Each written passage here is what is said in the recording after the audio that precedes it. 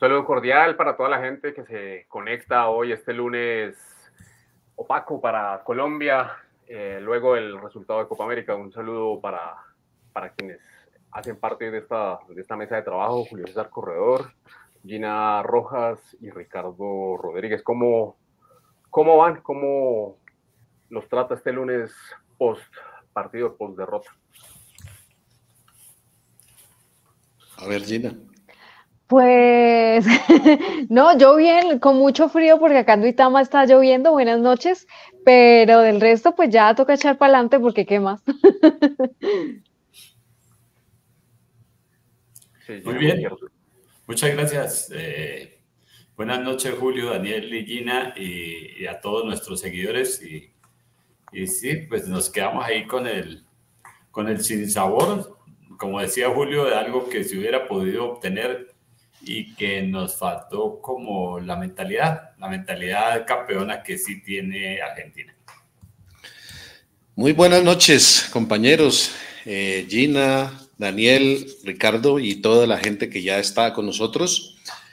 Sí, nosotros tenemos una frase ya acostumbrada y es que nos faltó el centavo para el peso, y ahí nos vamos quedando con esas sensaciones cuando creo que teníamos las cosas servidas para ganar. Había muchos elementos que reunidos nos daban la posibilidad de llegar a la victoria, pero no se presentó, no se dio y estamos un poquito golpeados. Yo sí reconozco que estoy como aburrido. Finalmente uno estaba esperando un resultado positivo para la selección. No se dio y nos queda el contentillo que tenemos todos ahora. Decir que jugó bien, sí, porque jugó bien. Que es un buen grupo, sí, es un buen grupo. Y que entonces va un buen proceso. Sí, todo eso es verdad, pero no ganamos. Listo. Cierto. Bueno, ya que empezamos por el tema del fútbol, Gina, yo la quería invitar a que comience usted leyendo su columna, ya que usted abordó un poco el tema del fútbol como comparativa para otras situaciones. Entonces, Gina, ¿nos puede compartir su columna, por favor? Claro que sí, la columna se llama Que no nos metan más goles. Y pues la hice justamente esta mañana después del partido. Discúlpenme un segundo, ya, aquí la tengo. Ay, espérenme un segundo, por favor. Hay tiempo porque... No, es que no sabía que yo iba a empezar, perdón. Ya. Como en las tandas de los penales. Me cogió, pues claro, me cogió así, hombre. No, pero es como en las tandas de penales, el mejor para empezar y el último también es el mejor para asegurarse. Listo. Entonces se llama Que no nos metan más goles y dice así. Con el guayabo de la derrota futbolera pensé que era absolutamente necesario hacer un rápido cambio de planes en mi columna de la semana y unirme a las voces FIFAs. Durante casi un mes de Copa América, Colombia vivió una esperanza y un ambiente diferente que rompió momentáneamente la polarización y unió a las almas distintas en un tono tricolor que se hacía cada vez más radiante gracias a la fuerza del corazón de 11 jugadores en la cancha y la necesidad de sentir una victoria para un país que vive golpeado. Previo a la final contra Argentina, quise dar una vuelta por la historia y ver qué pasó en el 2001, cuando Colombia fue campeón de este certamen. Encontré varias coincidencias, entre ellas el movimiento de Pedro el Escamoso en el aire y la buena racha de 10 goles marcados por el equipo cafetero.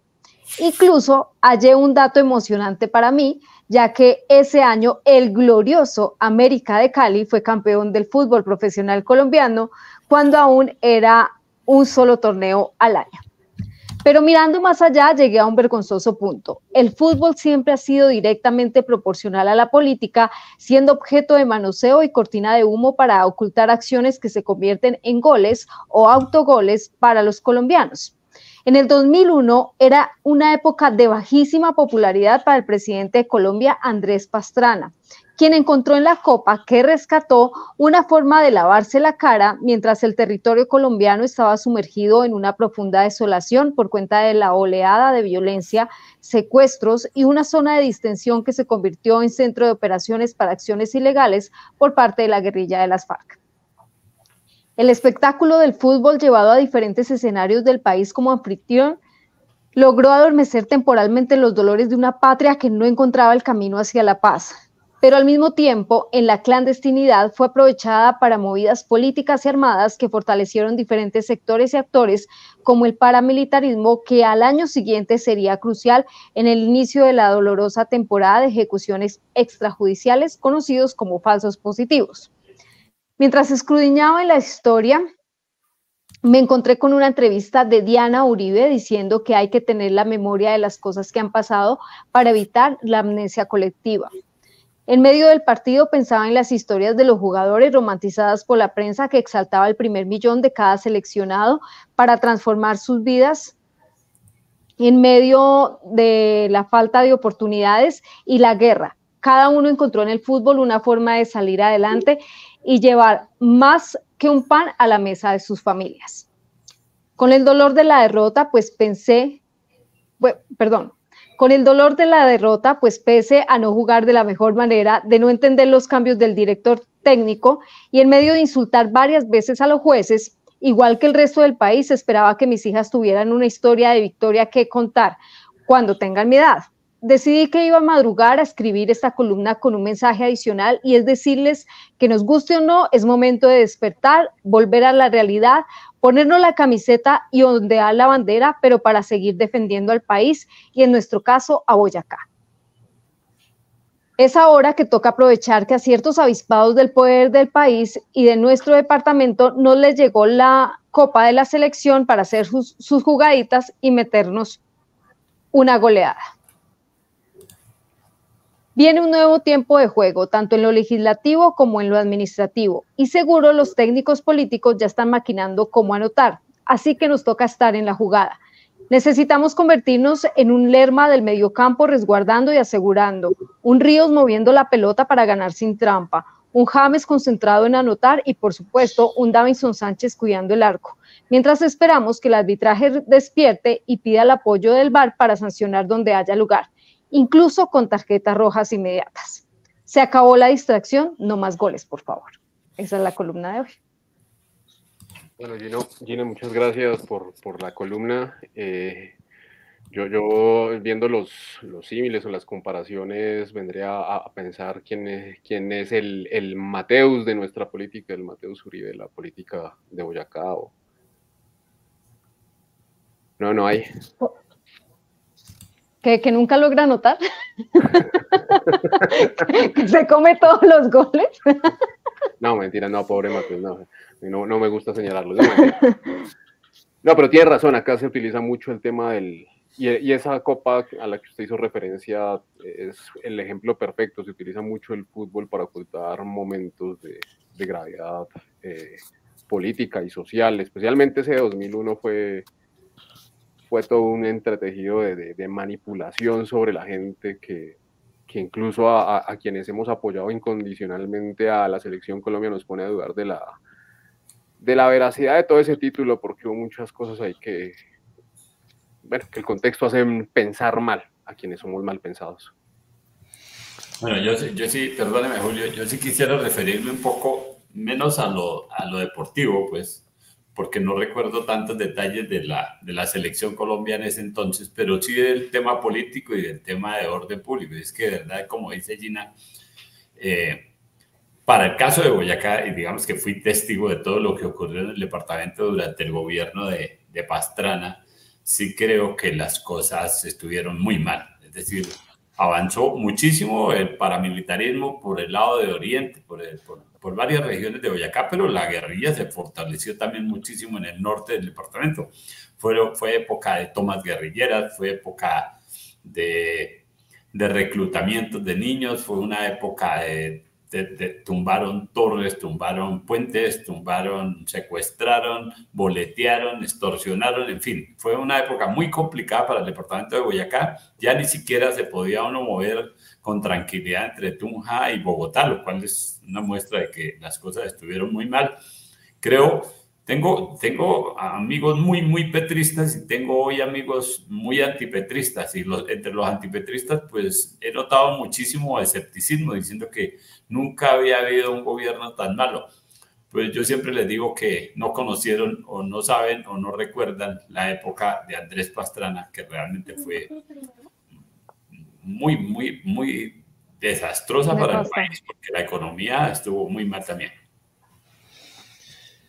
Sí, pues la columna, desde mi óptica, lo que refleja es, a través del fútbol y de una especie de partido de fútbol, ver cómo se mueven las cosas en nuestro país, en la política y en el quehacer de nuestro país. Hace una referencia que no podía dejar de hacerla ella, yo creo que lo hizo a propósito, buscando a ver en dónde podía hablar del América, y lo encontró. Y hace referencia a esas coincidencias que en su momento se estaban generando en un país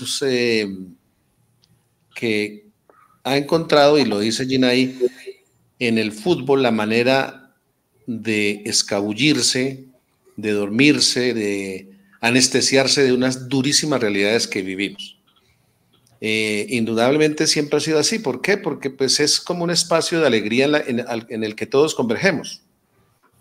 Alto, gordo, flaco, rico, pobre, todos en determinado momento nos damos un abrazo en torno a la selección Colombia. Así, al término del partido, volvamos a nuestra triste realidad. Y los que ganan son ellos, o los que pierden son ellos, porque una vez se sufre, que es algo que yo he venido evaluando siempre. A mí me gusta el fútbol, yo practiqué el fútbol, fui narrador de fútbol, pero yo a veces no entiendo esa exageración en apasionamientos, porque finalmente es eso, el deporte, y a los que les sirve o no les sirve es a los que están jugando. Ellos, si ganan, ganan ellos. Uno gana la alegría, ¿no? La satisfacción, pero como dicen dicho, me toca mañana levantarme a trabajar, y si tengo deudas, las deudas siguen ahí, y si tengo problemas personales, amorosos, sentimentales, siguen ahí, pero uno se desborda y llega a los tiestazos, a los puñetazos, al insulto con el otro, a lo que pasó ayer, sin importar nada, pasar por encima de lo que sea. Y ese otro escenario en el que Gina ponía a jugar ahí con ese llamado, que no nos hagan más goles. Yo entiendo que cuando se hace referencia ahí a los jugadores, hablando de la defensa colombiana, que Lerma, que resguarden el medio campo, que creo que también cita a Davinson Sánchez, yo lo tomé como un llamado a los entes de control, como un llamado a esas entidades, organizaciones o personas, ¿por qué no?, que tendrían la posibilidad de frenar un poco lo que está pasando en este país en materia de pasar por debajo, que cuando nos llegan estos momentos de selección nos olvidamos de todo y ellos se lo apropian, sacan pecho y dicen esto está muy bien. Y mire, por ejemplo, ayer aquí en Tunja hicieron una fiesta grande y en todos los municipios estuvo muy bien, pero eso no nos puede ocultar ya la realidad que tenemos en nuestras ciudades y en nuestros municipios. Eso es lo que más o menos veo y pues se hace referencia en ese doble mensaje o en ese doble lenguaje mejor a eso, a un país que necesita un alto en el camino con una defensa que definitivamente diga espere un segundo que aquí no nos pueden seguir haciendo goles porque vamos goleados. En el sentido social, político, estamos pero supremamente goleados. Sí, eso es verdad. Oiga, Gina, a propósito de eso, ese América era un equipazo, ¿no?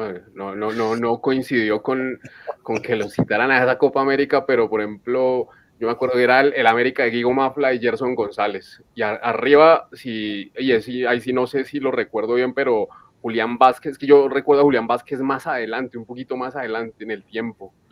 Pero ese era que ahora comenta en Win, ese era un delanterazo en ese tiempo y a ese nunca le daban chance en selección.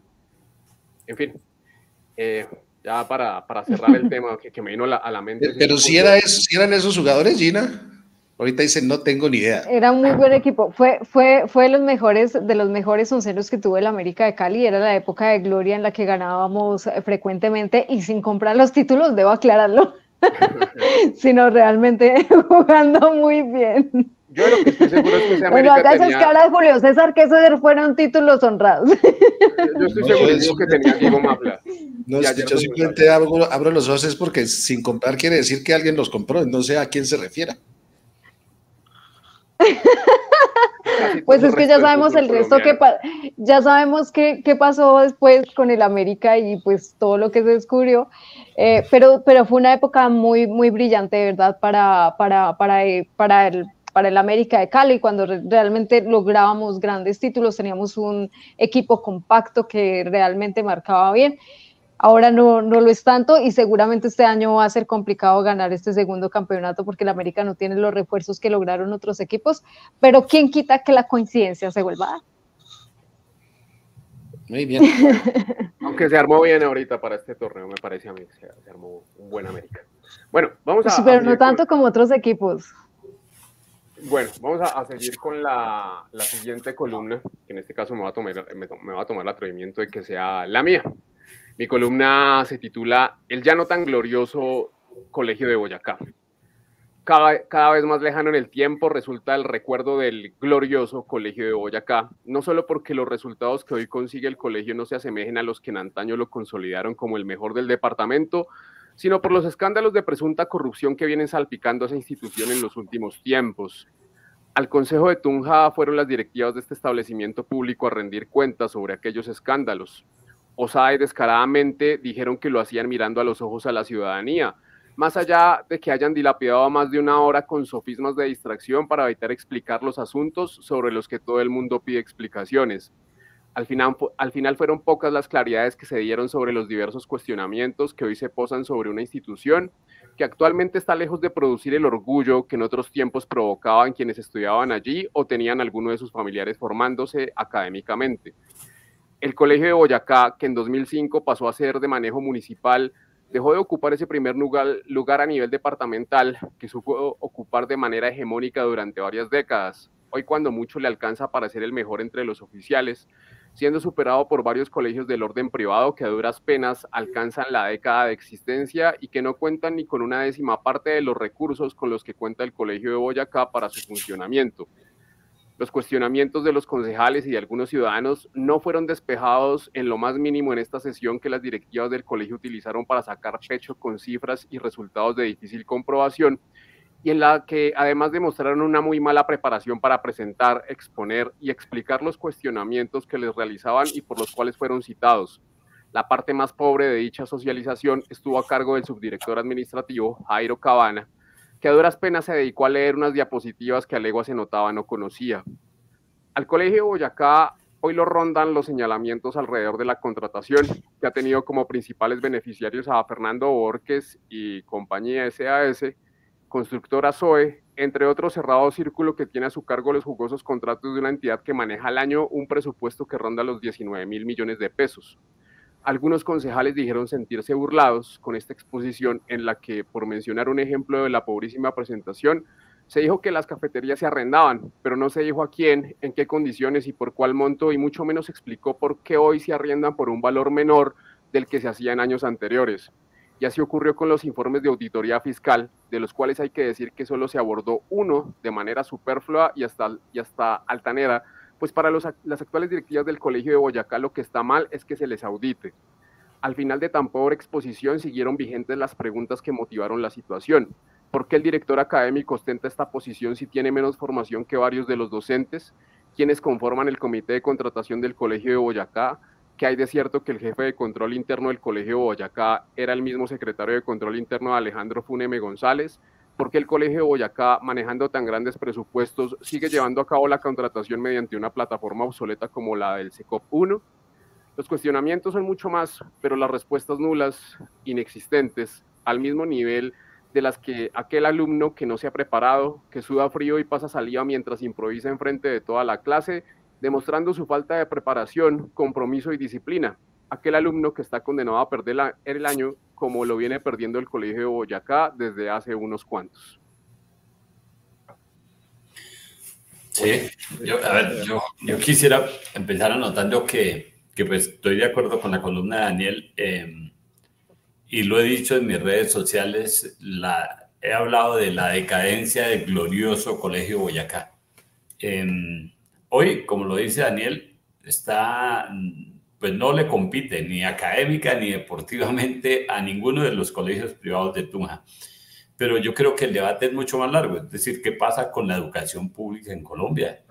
Porque también está en decadencia porque los colegios públicos no aparecen en los primeros puestos en las pruebas del Estado, en decadencia justamente por eso que ustedes resumen ahí, los escándalos que hay en el colegio, digamos, lo mencionamos al Colegio Boyacá hoy, por esos escándalos en temas de contratación. Bueno, claro que el tema de la comparación entre la educación pública y la educación privada tiene toda una serie de aristas, ¿no? Digamos, elementos que de pronto dice uno no podrían compararse por las diferencias que hay en las posibilidades de quienes están en una y están en otra. Sin embargo, por ejemplo, Ricardo riñe un poco con el tema de que la educación pública no es la mejor cuando se dice que Tunja es sobresaliente a nivel nacional desde la educación pública y que somos la ciudad e incluso habla del departamento con mejores resultados en ese sentido, que son los datos que se conocen recientemente y ya durante varios años además. Pero en el tema del Colegio de Boyacá, digamos que la época gloriosa terminó cuando se salió Hildebrando Suescón. Hasta ahí era el mejor académicamente, hasta ahí era líder deportivo, no le ganaba a nadie en juegos intercolegiados, y de un momento a otro empezó esa decadencia que se nota en todos los ámbitos. Pero eso no es de ahora, digamos, los famosos temas de ciertas irregularidades. Yo, por ejemplo, y lo voy a decir en primera persona, porque pues me gané la animadversión del hasta hace unos días o un tiempo candidato, hoy en día mejor dicho, es candidato a la gobernación de Boyacá, el padre Víctor Leguízamo. Bueno, Víctor Leguízamo, porque reclamé, o no reclamé, el término no es reclamar, porque alguna vez a través del medio de comunicación queríamos saber por qué los uniformes de los estudiantes se le entregaron, en comillas, concesión a una persona que era la que los hacía, que escondían los modelos, no le dejaban ver el modelo a nadie y era obligatorio comprárselo a esa persona. Y había que anticiparle por parte de los padres de familia el 50% y esperar después un tiempo para que apareciera el uniforme y pagar el resto, cuando la política del colegio en aras del servicio al estudiantado era mostrar el uniforme, este es el uniforme. Ustedes, porque Gina sabe muy bien ese tema y hay madres de familia que tienen 3, 4 hijos que saben coser y entonces ellas se dedicaban a hacerle los uniformes a sus hijos comprando los materiales y el uniforme, un ejemplo, le salía por 1,000 pesos, pero comprándoselo al señor operador, al que escogieron a dedo, les costaba 5,000 pesos. Se vendía en todos los almacenes que se pudieran encontrar. Almacén Fabio, el almacén de la otra esquina, el otro lado, más allá. Y no, empezó que solamente era una persona o una empresa la que los confeccionaba, a esa había que pagarle, a esa había que comprárselo y escondían los modelos. Nunca se dijo el por qué. Yo todavía no sé qué pasó ahí. Nadie dijo nada. Y desde ahí empiezan las irregularidades y por haber reclamado eso un día el ya candidato a la gobernación, estando como candidato, dijo que al medio de comunicación donde yo trabajaba no le hablaba, que me consideraba una persona indeseable y me lo dijo telefónicamente. Yo lo único que hallé a esa razón ¿Le dijo indeseable directamente? Sí, así me lo dijo. Que yo no era una persona para él de sus afectos y que era una persona indeseable y que no hablaba. Inclusive un día estaba en sala, como aquí lo conocemos, estaba en sala esperando entrevista y cuando me vio se desapareció. Y entonces, pues yo lo único que dije fue, pues es por eso, porque yo a el señor no lo conozco más, yo no he cruzado una palabra jamás. Y así vienen los problemas de la institución. Entonces, de tiempo atrás se están generando una serie de detalles, porque yo entiendo también que varios de que ese es uno de los argumentos que tiene la actual directiva o las actuales directivas del colegio, es que muchos de esos contratos de los que se dice hay dudas vienen de esa administración o de esa rectoría o de esa dirección. Entonces yo digo, no, es que eso no es de nosotros. Entonces ahí sí, siguiendo la línea de Daniel, me parece que habría que hacer un verdadero inventario con responsabilidades directas de quienes han estado al frente de la institución y que poco a poco pues está como calentando más el tema porque pues como no se soluciona o no se encuentran esas respuestas, se van acumulando y en cualquier momento pues explota una granada de información ahí en ese sentido. Bueno, yo sí quisiera preguntarle a Julio sobre las cifras que dice él que no permiten comparar la educación pública de la privada, porque que yo sepa, que eso sí lo sé, en el Colegio Boyacá un profesor se gana 3 veces lo que se gana un profesor del country, de Los Ángeles, No, en fin. pero yo me refiero, Ricardo, es al estudiante, a la capacidad que tiene el estudiante de la educación pública, muchas veces con precarias condiciones para adelantar su actividad académica. Hoy en día se les presta un servicio de alimentación que sabemos tampoco es que cumpla los estándares. Entonces, todo eso hace que ya a nivel del estudiante, el rendimiento no se le pueda exigir el mismo rendimiento que a un joven que con todas las garantías estudia en los colegios privados. A eso más o menos es a lo que me hago referencia. Pero el Boyacá, a mi juicio, digamos que es un híbrido que tiende hacia lo privado, porque hoy los estudiantes pagan matrícula y pagan una matrícula, digamos que costosa al lado de lo que son los oficiales. Por ejemplo, yo no sé porque yo no estudiaba en el Boyacá, pero cuando yo era niño, yo tenía muchos amigos en el Boyacá y ellos pagaban de pensión como 25.000 pesos. Ahorita pagan 250.000, si no estoy mal, y eso pues digamos que al lado de lo que se paga en un privado de pronto no es lo mismo, pero sí es muchísimo más al lado de que lo que se paga en uno de los oficiales, digamos, de los netamente oficiales. Es que no sé cómo llamarlo porque pues el Boyacá también es oficial, pero es tiene ese condimento.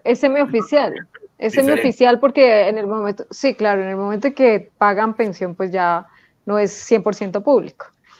Yo veo varias cosas, digamos, en este debate para analizar y claramente el primero de ellos pues es que sí debe haber un seguimiento a qué pasa con los recursos que se están utilizando, cuál es a dónde están llegando, qué es lo que está pasando realmente con ese tema. Y yo siento que la verdad en un segundo punto a mí me parece que el Boyacá siempre ha estado sobrevalorado. No me parece que sea algo glorioso. O tan glorioso como lo han hecho ver. A mí me parece que es una institución sobrevalorada dentro de lo que hay en Tunja y digamos que en algún momento estuvo al mismo nivel que las normales. Yo soy normalista y en algún momento estuvo al mismo nivel que las normales y realmente, como dice Ricardo, la educación en lo oficial tendría que evaluarse no solo en Tunja, sino en todo el país. Y las marchas que hacen los docentes no solamente deberían de ser por lo que ellos exigen para adentro, sino también ellos qué le están dando a sus estudiantes. Es decir, Colombia es un país que no ha evolucionado en la educación. Yo tengo 2 niñas, yo soy fiel creyente de la educación pública y las 2 están en colegios públicos, pero pues yo siempre he peleado mucho eso y es, oiga, están viendo lo mismo que yo vi cuando estaba en el colegio y lo están haciendo con los mismos métodos. Entonces, ¿En dónde está realmente el debate ahí por parte de los docentes que también deberían estarse actualizando? Y una reforma educativa debería ser en ese sentido. ¿En qué le están dando a los pelados hoy en día cuando tanta tecnología ha avanzado, pero para ellos no avanza en materia de educación? Y creo que ahí es donde también hay un rezago real entre las instituciones públicas y las privadas, y es que las privadas sí se están poniendo en la tarea de ver cómo hacen para que esas tecnologías se acerquen a la educación, mientras que en lo oficial no. Y no solo es por los docentes, sino porque cuáles son las herramientas que tiene un colegio público en Colombia. Hay 2 estudiantes por un computador. ¿Qué puede llegar a aprender un estudiante en ese sentido? ¿Sí? No sé en el Colegio Boyacá cómo sea el tema, pero pues creo que puede llegar a ser muy similar en el sentido de que no es completamente privado. Yo creo que el debate es mucho más amplio en el Colegio Boyacá de lo que se ve, y ahora en cifras de lo que ustedes hablaban en ese momento, yo creo que esas pruebas CAES y esas pruebas ICFES, bueno, como se llamen ahora, saber, la verdad, eso no determina qué tan buen estudiante es uno. O sea, en serio, a mí me parece que eso no... Eso en muchos casos es suerte. Pero, yo tuve compañeros que eran revagos y sacaron puntajes altísimos porque le dieron mucho al pinochazo. Sí, en serio. A mí me yo fue decía, mal en el colegio y en el ICFES me fue bien. Mire, mis dos mejores, los 2 mejores de mi salón le sacaron como 45, que en esa época 45 era bajito. Y vagos sacaron 55, 56, y uno decía, jue madre. O sea, gente que ni siquiera iba a clase, pero pues les iba bien. No, y eso no quiere decir que sean malos estudiantes. Yo creo que eso no lo determina uno como profesional. Yo fui muy buen IFES, pero eso no lo determina uno como profesional, sino de verdad esas pruebas y esas formas de evaluación, tanto a docentes como a estudiantes, también deberían de repensarse un poquito. Pero es lo que tenemos para medir. Es lo mismo que cuando llegan las cifras del DANE y no nos gustan. Y entonces no, la gente... Es que no me gusta, pero es que... Sí, pero o sea, no nos gustan si favorece a quien nos cae mal, y si lo favorece nos gusta. ¿Sí? Entonces es lo que tenemos para medirnos. Y bajo esas cifras nos miden, nos entregan recursos, bajo esas cifras nos generan los aportes. Perdóneme, Julio, lo que dice Gina de quiénes eran los vagos, bueno, habrá que ver qué dicen los compañeros de ella, ¿no? Pero el tema es, también hay una... No, ellos lo admitieron, dijeron que se les había ido muy bien. Yo recuerdo que en el colegio mío, por ejemplo, los que practicaban deportes eran los vagos, así lo llamaban los profesores. Pues ellos sobresalieron más que los que eran los pilosos. Entonces creo que ahí hay una mala mirada de lo que puede ser.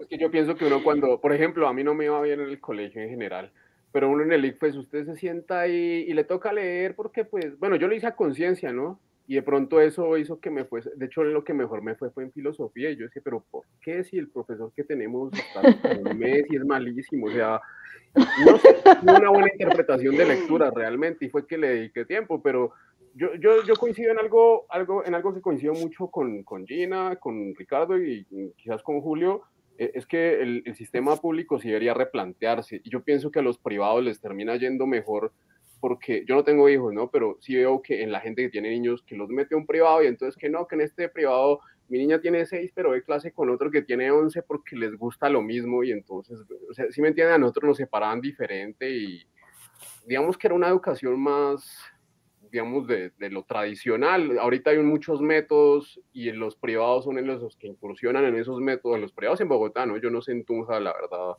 no sé qué les enseñan, pero sí siento que hay mucho rezago en la innovación de la educación en general, o sea, que como que todo sigue siendo tan como lo de siempre. O sea, para mí algo, por ejemplo, que deberían suprimir para hacer libre al estudiante es el uniforme, empezando por ahí, vaya como quiera.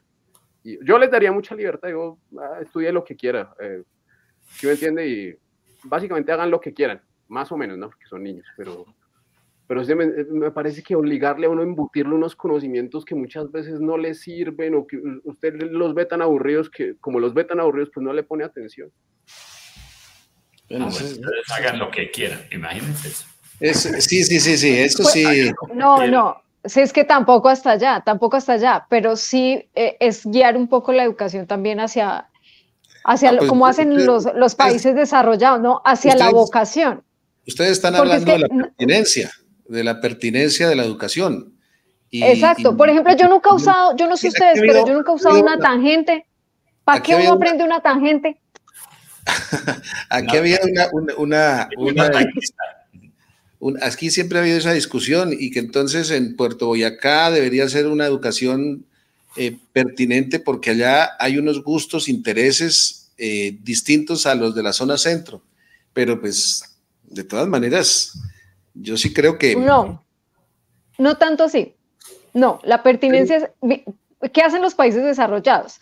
Evalúan los conocimientos y las aptitudes de un niño o niña y empiezan a guiarlo hacia ese lado. Que si se puede determinar, claro que se puede determinar. Hoy yo sé que mi hija mayor es buena con las letras, pero no tanto con los números, y mi hija menor es mejor con los números que con las letras.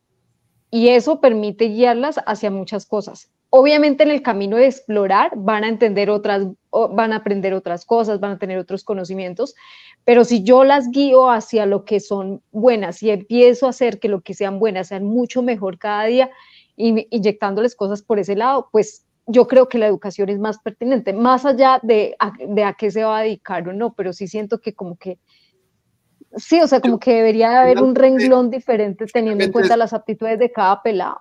Nos desviamos un poquito del tema de Daniel en su columna y es la situación del Colboy, ¿sí? Y la situación del Colboy, bajo toda la óptica, merece un análisis serio, un análisis concienzudo, pero que está pasando por lo mismo que pasan la mayoría de problemas que tenemos en este país, y es la politización de los escenarios. El Colegio de Boyacá venía bien hasta que no se metía tan directamente la mano por los políticos locales. Ya empezaron a meter la mano y ahí vino la dificultad. Y ahí está la dificultad en muchos aspectos. En muchos aspectos se ve esa situación. Sí, eso es verdad.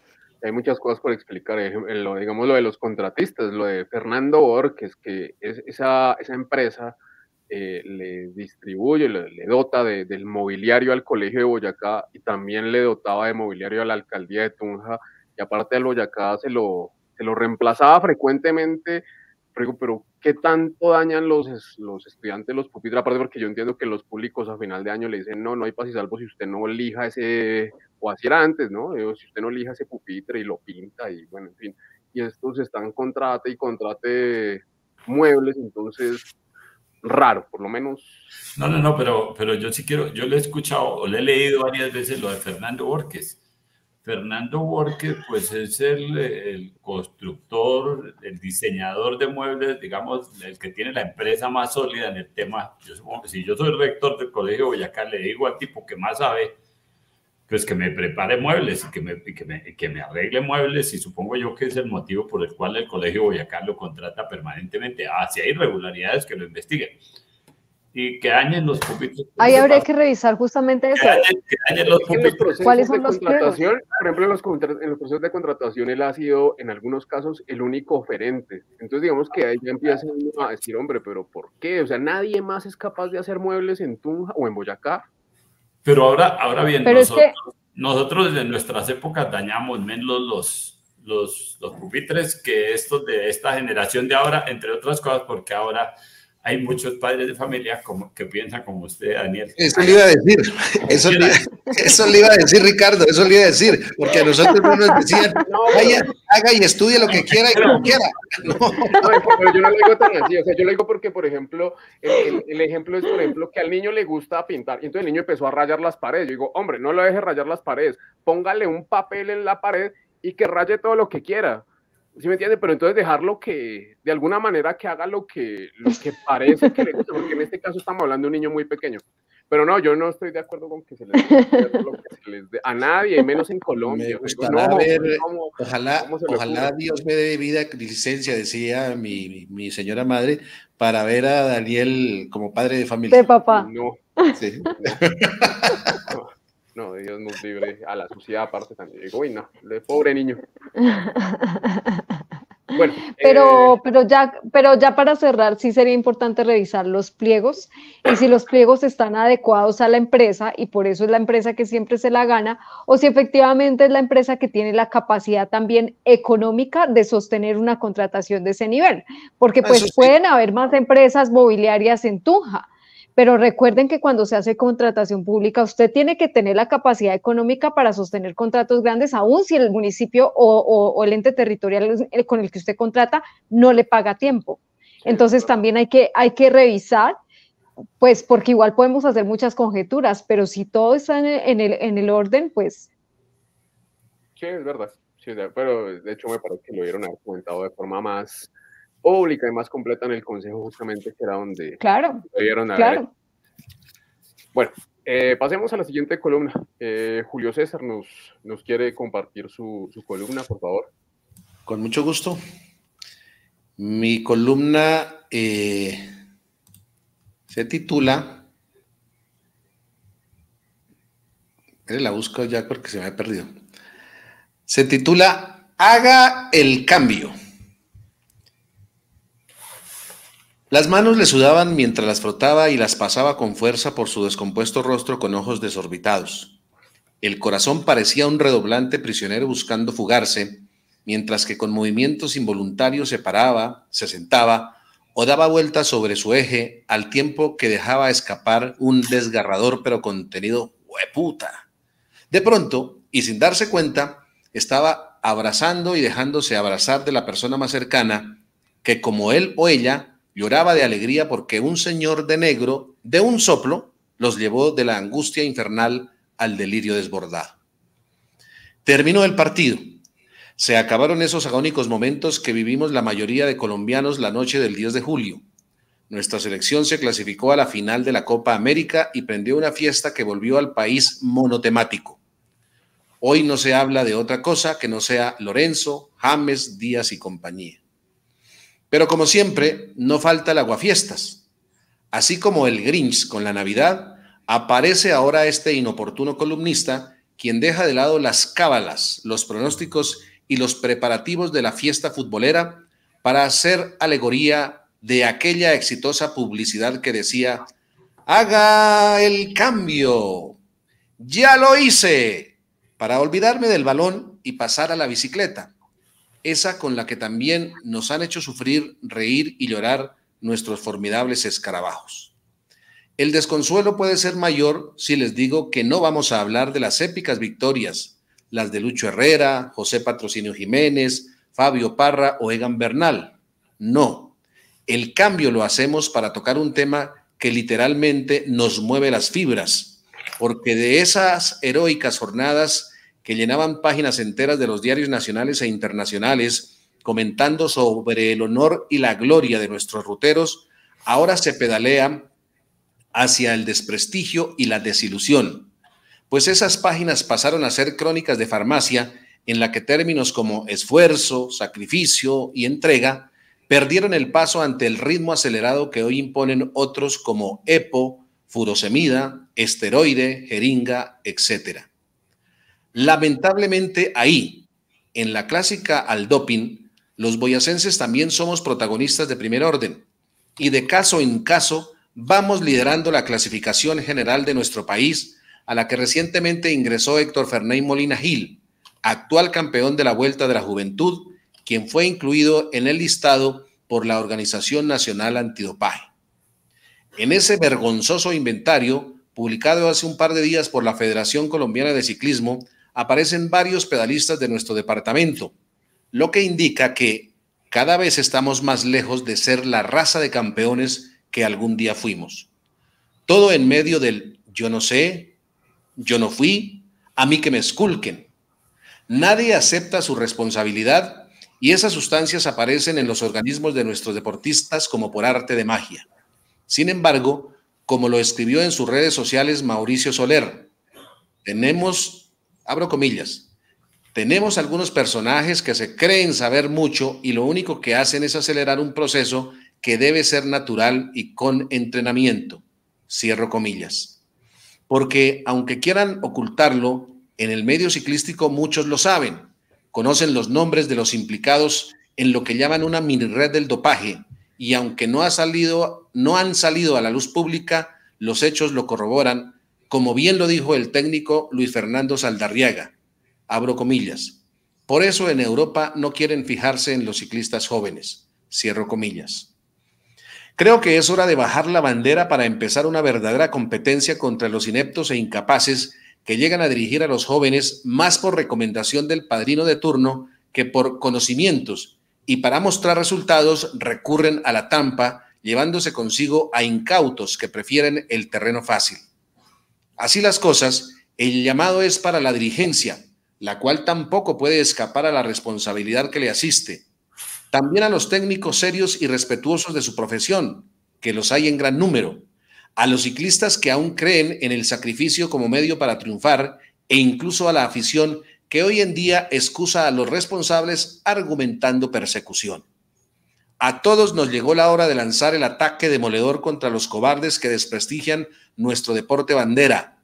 Ataque para dejarlos rezagados e incluso fuera del límite de clasificación, y entonces gritar, como lo hacía el narrador de antaño, ¡haga el cambio!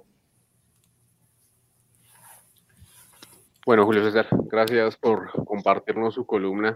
Yo, de últimas, ¿qué puedo decir? Que la decepción que tengo de Héctor Ferney Molina, bueno, darle el beneficio de la duda, ¿no? Él me imagino que pedirá que una contraprueba o algo así y esperar que le salga a su favor, aunque lo que se viene demostrando es que no, y que el camino fácil es ese, y como que se está, bueno, no, mentira, no es que se esté generando hasta ahora, ni se esté perpetuando hasta ahora, porque el doping en el ciclismo es algo de toda la vida, pero sí se está haciendo muy frecuente, y eso al final lo que hace es sepultar a cualquier promesa que haya de Boyacá, siendo Boyacá parte teniendo el significado que tiene para el ciclismo, pues condenándolo a ser un departamento de gente que ya no saca ciclistas, sino intentos de ciclistas que no pueden prepararse, sino que tienen que recurrir a esta vía fácil.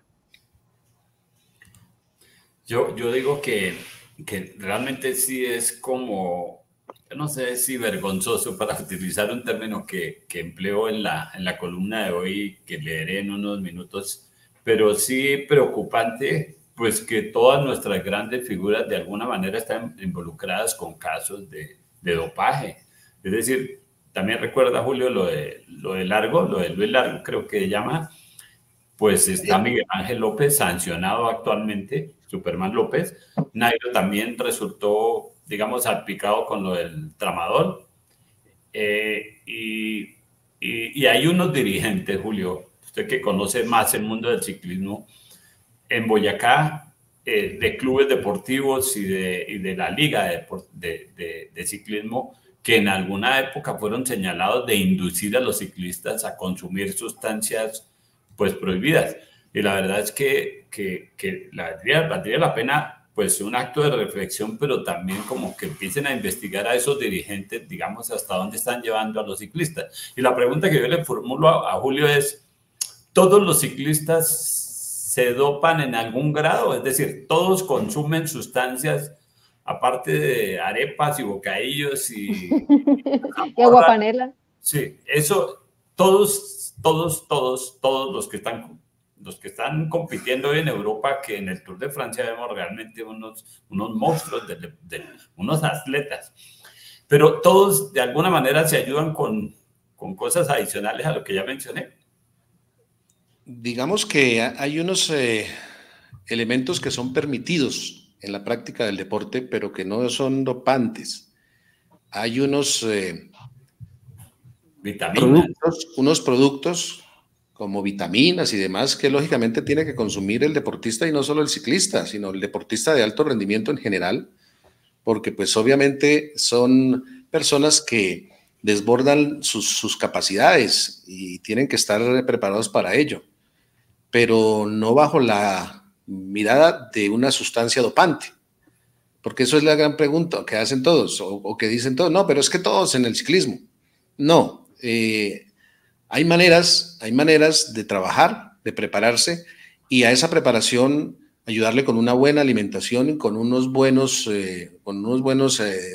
vitaminas y demás que lógicamente el cuerpo requiere. Por ejemplo, en competencia usan mucho unos geles que son muy azucarados, digamos, y con condiciones para que les dan esa energía que se va perdiendo y demás, pero están dentro del rango de lo que es permitido y que no afectan al deportista, no le generan, digamos, un rendimiento superior a los demás.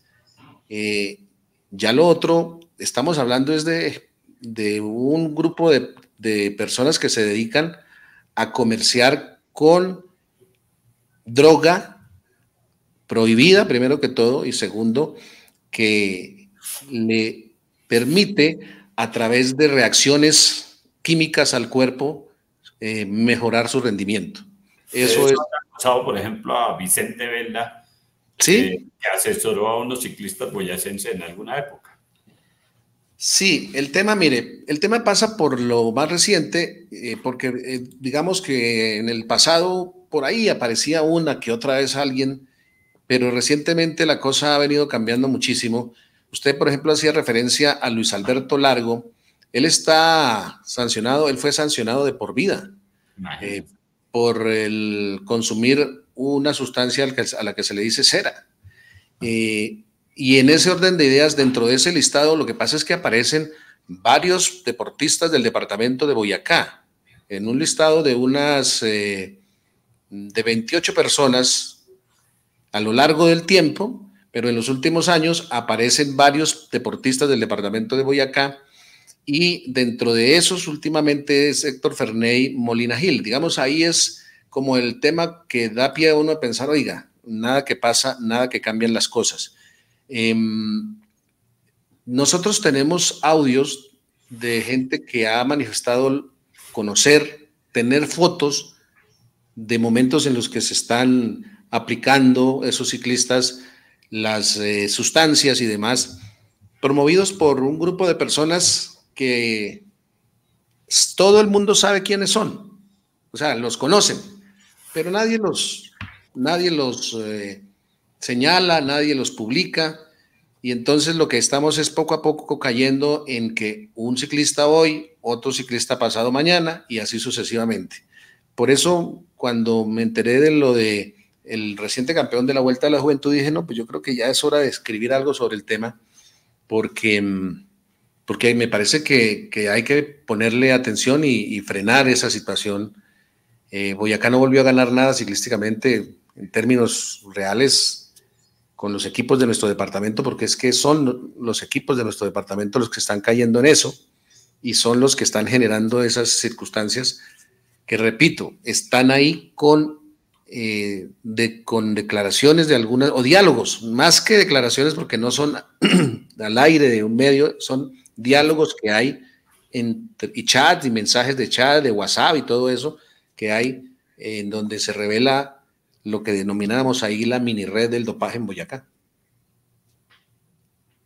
Usted ha hablado sobre eso con Mauricio Vargas Carreño, es decir, sobre el tema del dopaje, porque Mauricio pues es la máxima autoridad del ciclismo en Colombia y es boyacense de Santa Rosa de Vitero, de manera que debe conocer. No sé si ese tema sí es objeto de análisis, de reflexiones, la dirigencia está pensando en eso como un problema o se hacen los de la vista gorda. Ese es un tema satanizado del que poco se habla, la verdad. Como lo dije al final, los medios, los periodistas, nos callamos. La gente, usted ha visto que cuando pasa algo con un ciclista colombiano, entonces todo el mundo sale a decir es que está perseguido, que pobrecito, lo están persiguiendo. La Unión Ciclística Internacional le tiene tirria. Y entonces ahí, y los contratamos, ¿no? Inmediatamente los llamamos, vengan aquí, que aquí le tenemos equipo. Dese cuenta que en Europa no pasa eso. Son un poco más rigurosos en ese tema. Eso es cierto, aunque en Europa también son más laxos con los que se dopan, ¿no? O sea, o con los que aparentan, tienen excusas de doping. Por ejemplo, Froome con su asma hacía un montón de cosas que que si era Nairo iban a decir, uy, Nairo se está dopando, y al final no se le dijo nada a Froome. Aunque Froome era un fuera de serie, o sea, más allá de cualquier cosa, yo sí pienso que el tipo era mejor que Nairo y era un gran ciclista, pero hacía unas cosas que digo, hombre, eso debería ser considerado dopaje y no se le considera dopaje. Pero es que lo que pasa es que lo que yo veo, Julio sabe que yo con el ciclismo tengo cierta distancia y él conoce además las razones, pero lo que pasa en Colombia es que el ciclismo también adormece mucho a la gente y también logra apasionar a un montón de personas y entonces acá se vuelven los ciclistas los intocables y si alguien llega a decir algo de eso, entonces si es un medio de comunicación que tenga una sede, al siguiente día la sede está pintada completamente. Pasó en Tunja en algún momento cuando el periódico creo que sí se llama, que es deportivo y que hace parte del Extra, habló sobre algunas cosas de Nairo Quintana y su rendimiento y al siguiente día la fachada fue atacada completamente, porque acá entonces si te toca un ciclista se vuelve algo personal y no es así. Y entonces estas cosas tienden a normalizarse y no pasa nada, no pasa absolutamente nada, sino si tico él porque es que lo hizo por motivos de salud, que es la nueva excusa del tema del doping. De acuerdo, pero vamos por partes. Yo estoy de acuerdo, acá tratamos de justificarles todos y que no, y que los persiguen. Yo estoy de acuerdo con eso, y cayó Miguel Ángel y cayó Nairo y los protegemos a como dé lugar, pero yendo hacia esa referencia que usted hace del Extra, esa referencia del Extra fue tan el bochorno que hizo que, por ejemplo, en el pulso del fútbol lo citaron esa vez, y el mismo Iván Mejía que digamos que le daba palo a todo el mundo decía como, oiga, pero los boyacenses, ¿cómo son así? ¿Cómo van a decir todo eso que están diciendo ahí de Nairo? Porque lo que dijeron esa vez de Nairo, digamos que fue excesivo, aunque igual, pues cada quien en su derecho de decirlo, ¿no? Yo no recuerdo exactamente la nota, pero es que acá se diga algo chiquito o grande en contra de él, se mueven demasiadas pasiones. Pero, o sea, más allá de hablar del simple personaje, a lo que voy es que llega a tal nivel como la glorificación a esos personajes que entonces no se pueden tocar, se vuelven intocables y lo que hacen se normaliza, se empieza a ser parte del panorama normal. Ah, Eso es no, pues es verdad. que si le encontraron doping, pues todos se dopan y eso no puede terminar siendo así. Es como los argentinos con Maradona, que le valían, o sea, que él podía hacer todo lo que quisiera y todo era válido porque era Maradona. Sí, eso es más o menos, en eso estamos de acuerdo. Acá somos iguales con nuestros ciclistas muy talentosos. Y yo siento que hay un detonante adicional y es que así como se manoseado el fútbol, se manosean a estos ciclistas y lo que decía Julio en la columna, por demostrar resultados, entonces hacemos cualquier cosa y pues todo es válido, entonces, todo método entonces es válido y no importa cuál usemos, pero pues si llegamos a la victoria, pues lo importante es eso. Todo tiene una lógica. Llega a la dirigencia alguien puesto por palanca. Ese alguien puesto por palanca designa a un grupo o a una persona para que maneje el tema ciclístico por palanca.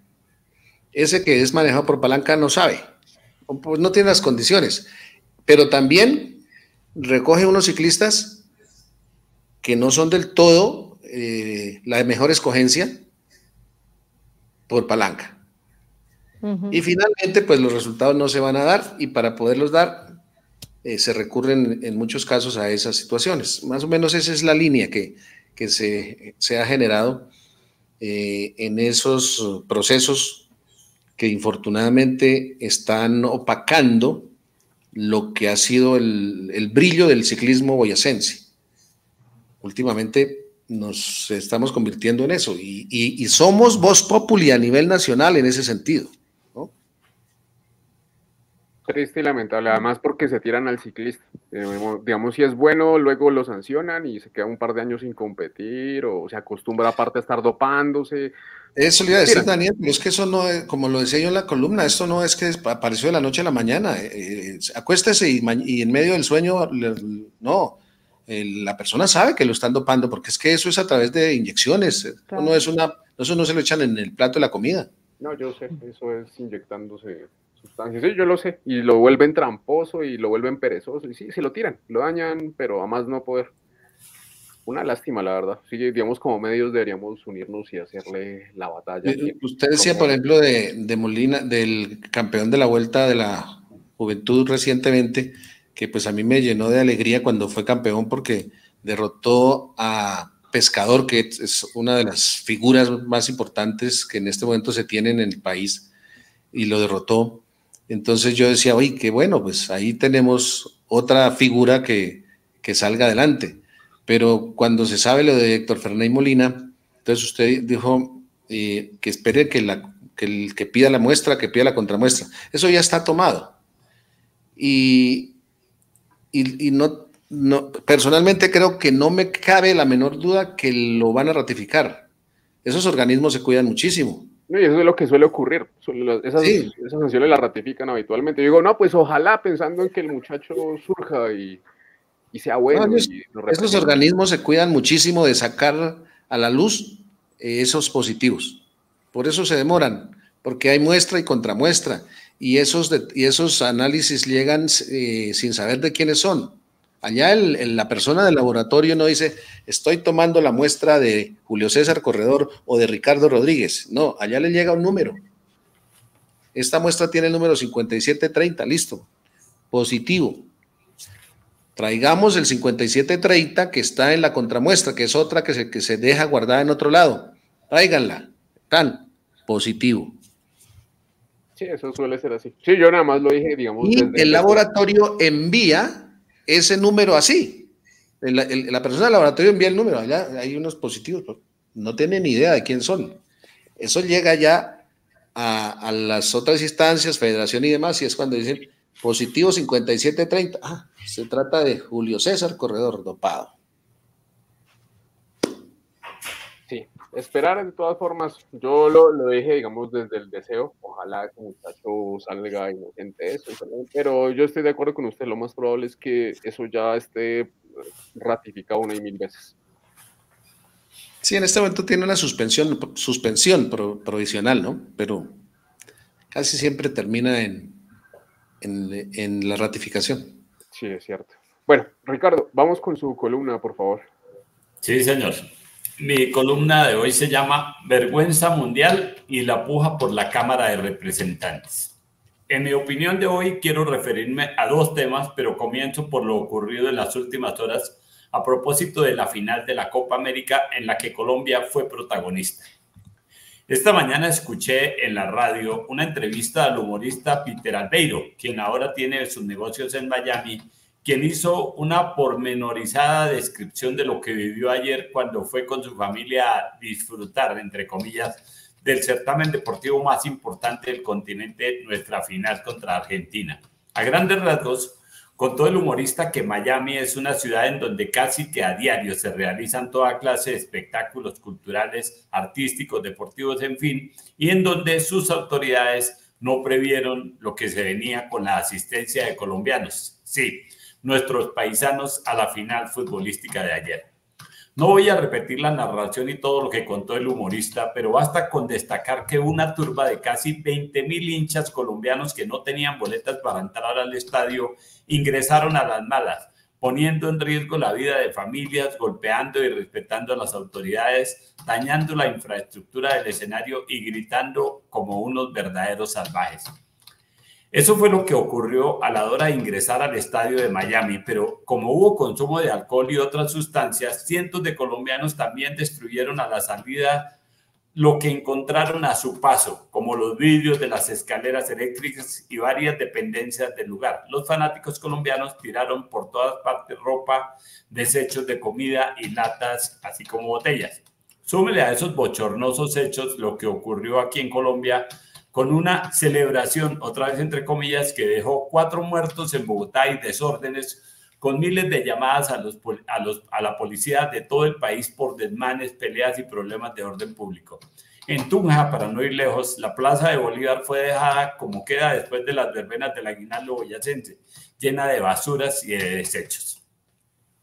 Mirando todo lo ocurrido, debemos concluir que menos mal que Colombia no le ganó a Argentina, porque hoy estaríamos contando muertos en todas las ciudades y en todos los departamentos. el mundo está hablando hoy de nuestro comportamiento. La tapa de esa forma de comportarnos es que el presidente de la Federación Colombiana de Fútbol, Ramón Yusurum, hubiera sido arrestado en Miami por haber protagonizado una pelea y que haya recibido cargos por las autoridades por agresión contra un empleado del Estado. Yesurum fue ingresado a un centro correccional, pero es increíble que hasta el máximo dirigente del fútbol colombiano, de 71 años de edad, haya estado involucrado en un altercado. Todos esos capítulos de falta de civismo ya son habituales entre los colombianos, como el hecho de que el Día de la Madre de cada año es cuando más casos de violencia intrafamiliar se registran en Colombia. ¿Recuerdan ustedes la imagen del Mundial de Rusia en la que mostraban que mientras los hinchas japoneses recogían la basura del estadio en el que Japón derrotó a Colombia durante el primer partido, algunos colombianos pasaban vergüenzas con videos grabados con sus propios celulares? En esa oportunidad, un grupo de colombianos se jactaba de haber entrado licor escondido en unos binoculares falsos al estadio y alardeaban de su ingenio. En otro video, un hombre puso a dos mujeres japonesas a decir groserías contra ellas mismas, aprovechando que no entendían el español. La revista Semana publicó en ese entonces un artículo de reflexión, creo yo, en el que se refería a un problema de falta de civismo y urbanidad. El tema trasciende lo meramente educativo. No se puede encontrar un responsable tan fácil en el contexto de la escuela porque es un tema mucho más estructural de la sociedad, le dijo a la revista Carlos Arturo Soto, profesor de educación de la Universidad de Antioquia. Le estamos transmitiendo a la juventud y a la sociedad desde varios sectores el mensaje de que todo vale, que es mejor ser vivo y que el problema no es hacer la infracción o saltarse la norma, sino dejarse pillar. Y entrevistó Semana al experto en educación Julián de Subiría, quien señaló que fue la influencia del narcotráfico en la estructura ética de la sociedad colombiana la que generó la cultura del dinero fácil y del todo vale para alcanzar los fines. Seguramente entonces son muchas las fallas de nuestro sistema educativo y no creo que a corto o mediano plazo vaya a cambiar. Basta mencionar aquí que nuestro señor presidente, que no es precisamente ejemplo de cumplimiento de las normas de urbanidad, quien ha dejado de asistir o simplemente nunca ha llegado a casi 2 centenares de eventos de su gobierno con delegaciones diplomáticas, magistrados de las altas cortes, militares y comunidades, acaba de premiar con el Ministerio de Educación a un joven que es todo lo contrario a ese concepto.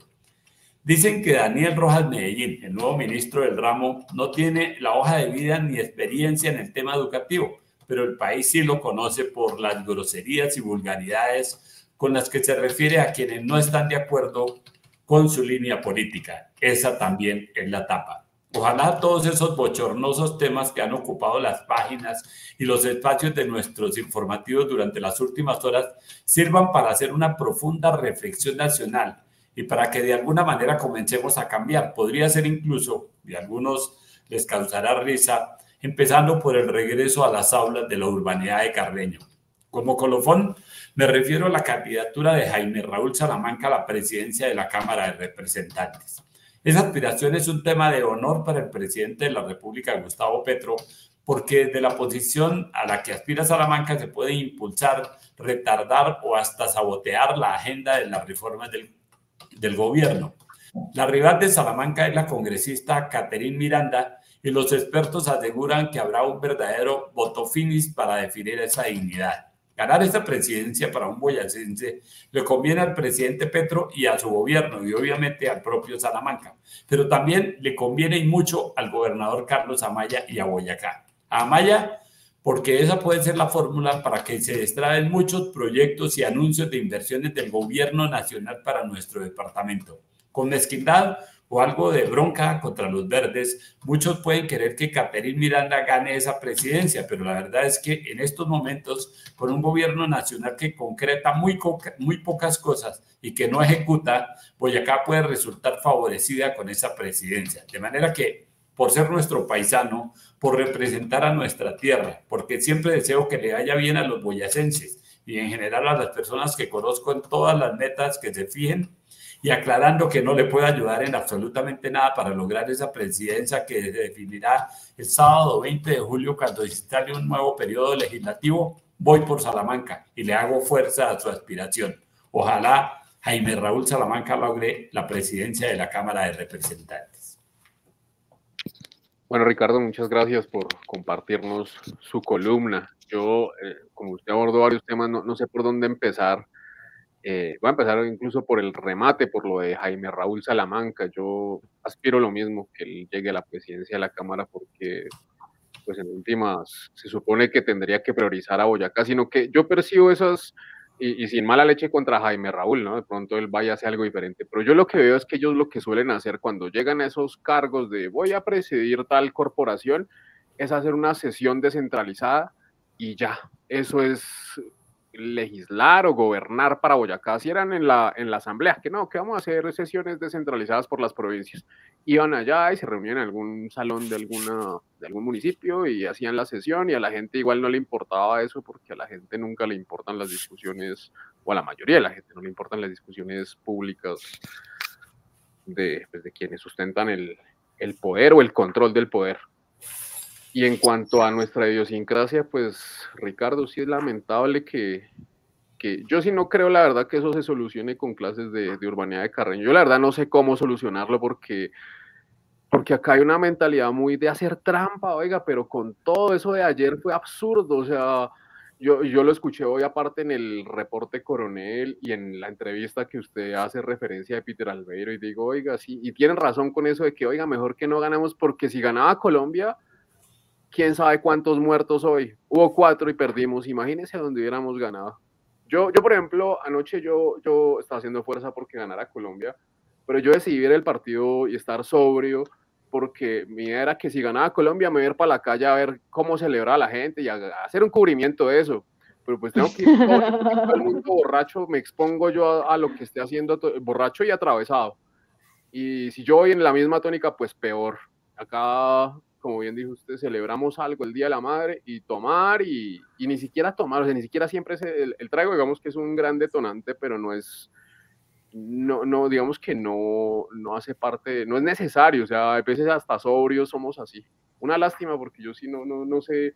Y eso de ayer, y de la Copa América en general, eso me pareció lamentable. Dejamos una muy mala imagen, y si bien digamos que Sudamérica es muy así, yo de hecho en la Copa América me sentí como viendo Copa Libertadores, porque en la Copa Libertadores pasan esas cosas, que se agarren las tribunas y que se agarren los jugadores y que haya desórdenes y que el partido no empiece. Es muy latino, pero vea que esta vez estuvimos muy ligados, fue los colombianos. Lástima, muy triste eso.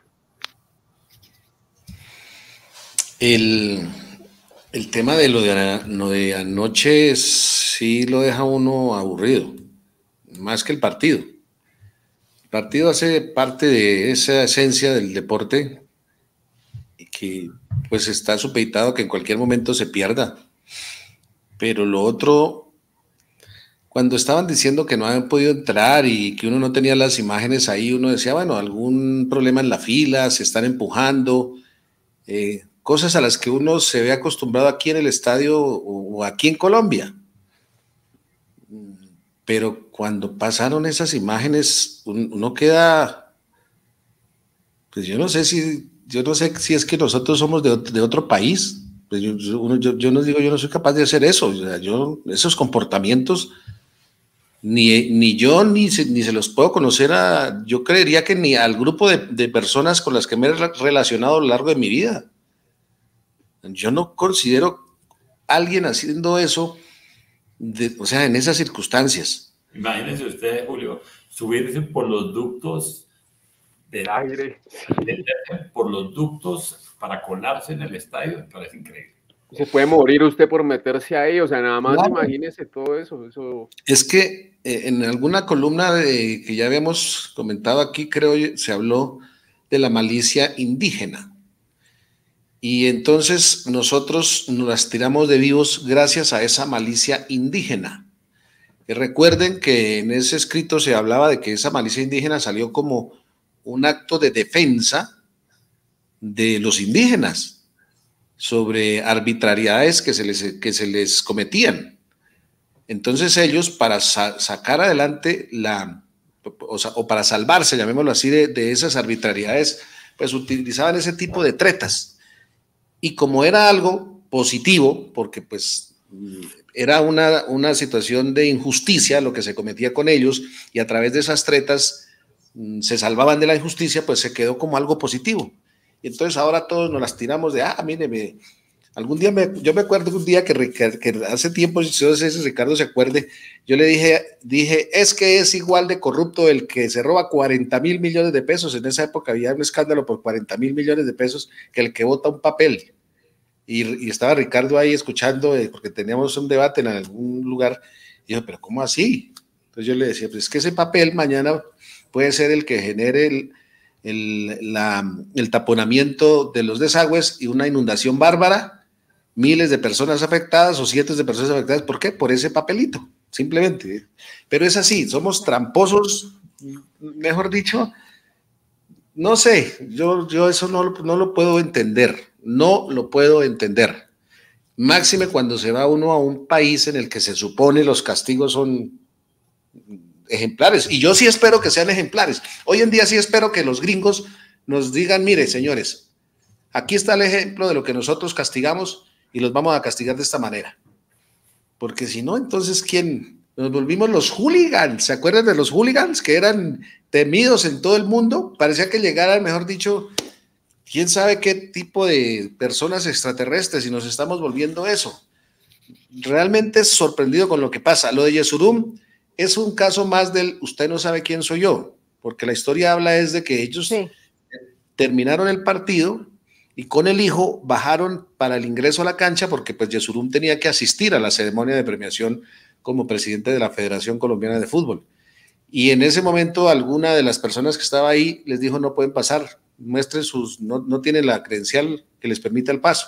Y entonces se vino el rifirrafe, el hijo entró en cólera, según las versiones que he leído en los medios, y se agarró con esa persona, con ese vigilante o esa persona que estaba... Por ahí está el video, o sea, es real. Julio, hay videos que muestran que además fue contra mujeres.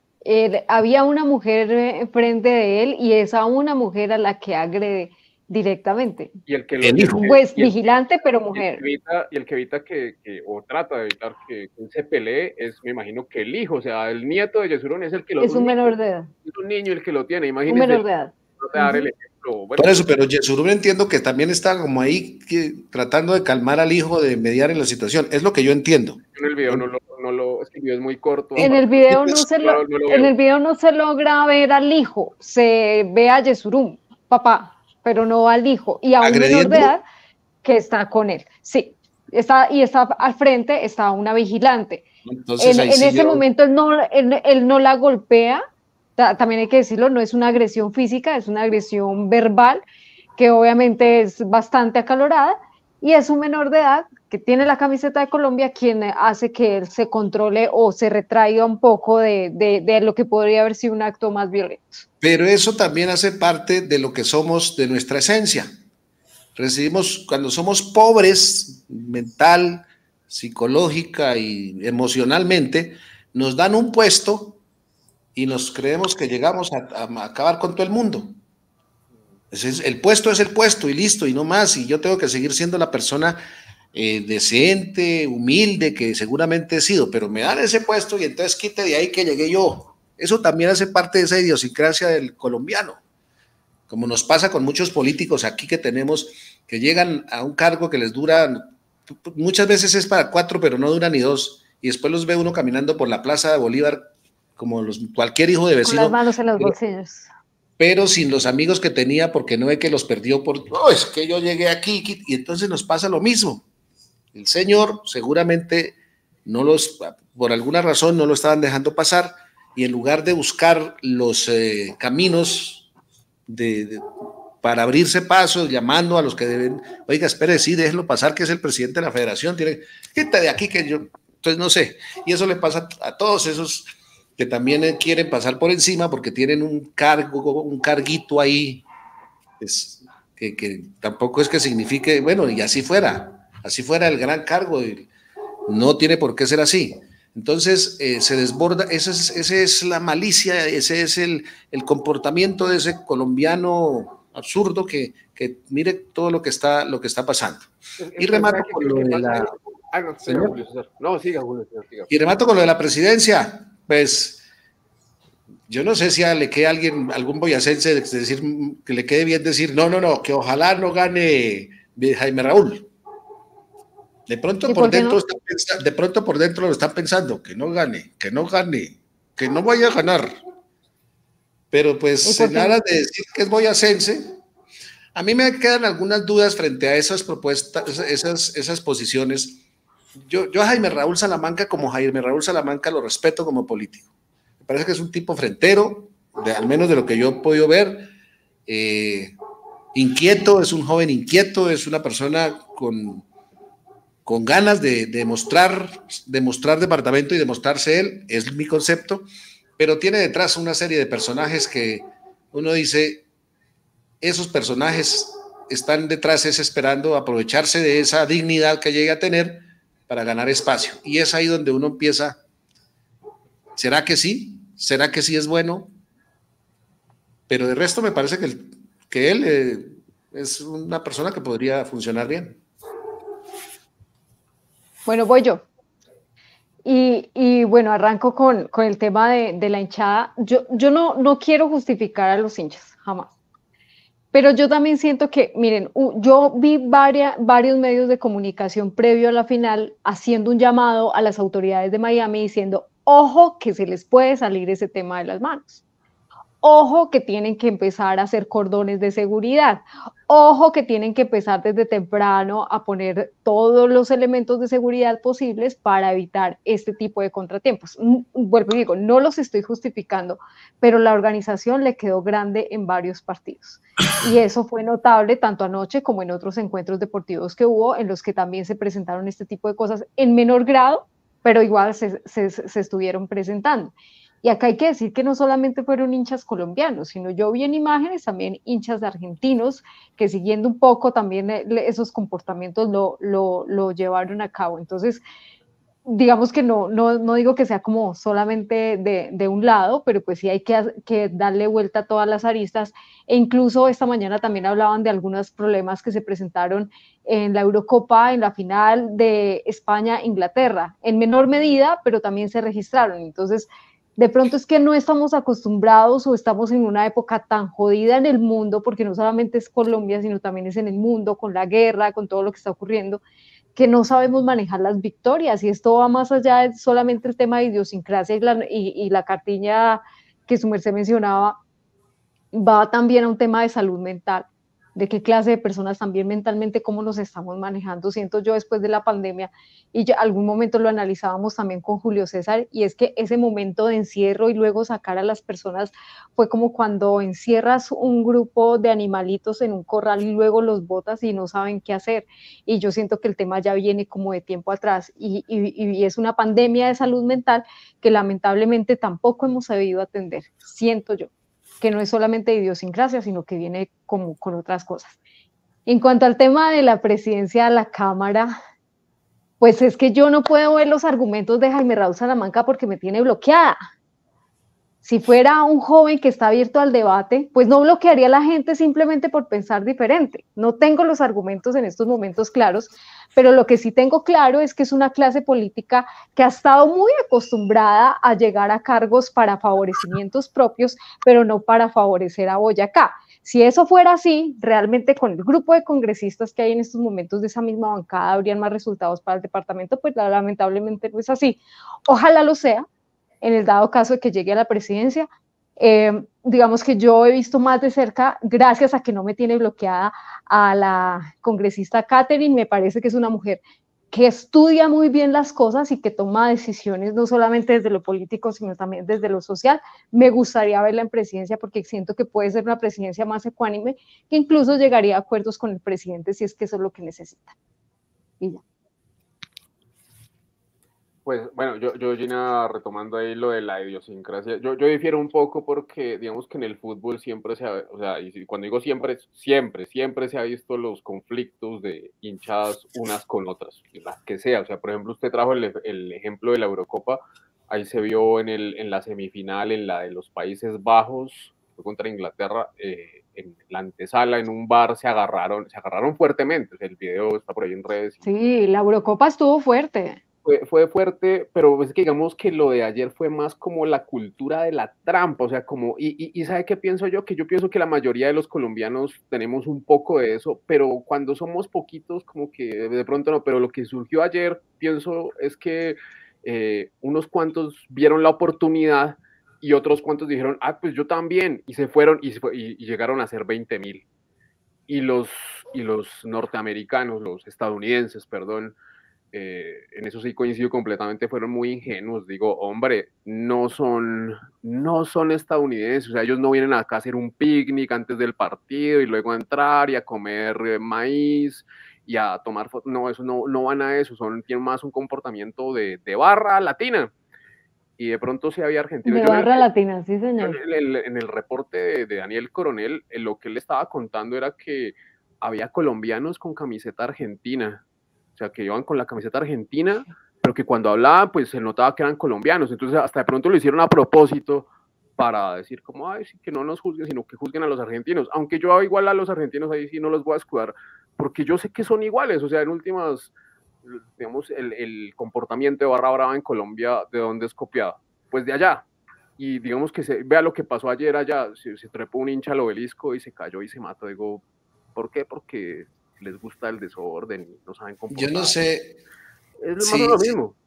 Yo no sé si Ricardo se acuerda, es que Daniel y Gina son muy jóvenes, pero yo no sé si Ricardo, que es más joven que yo, pero de pronto se acuerda, en los juegos intercolegiados, del año sí no, pero debería ser por allá que 1980, 79, no, más atrás, por ahí 1975, juegos intercolegiados que se jugaban aquí con muchísimo ímpetu. Cuando el Silvino Rodríguez era un colegio de muy buena condición en deportes como el baloncesto femenino.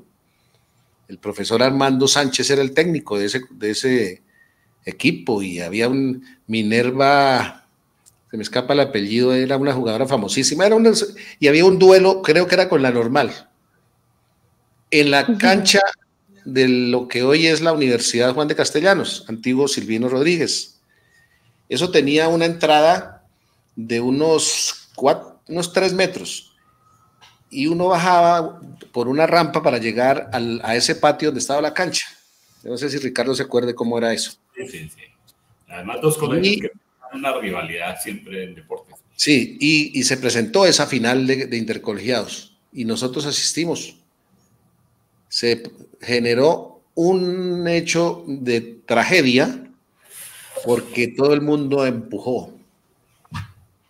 La horda empujó, las puertas se rompieron, se abrieron y todo el mundo pasó, y unos se cayeron y todo el mundo pasó por encima del uno y del otro.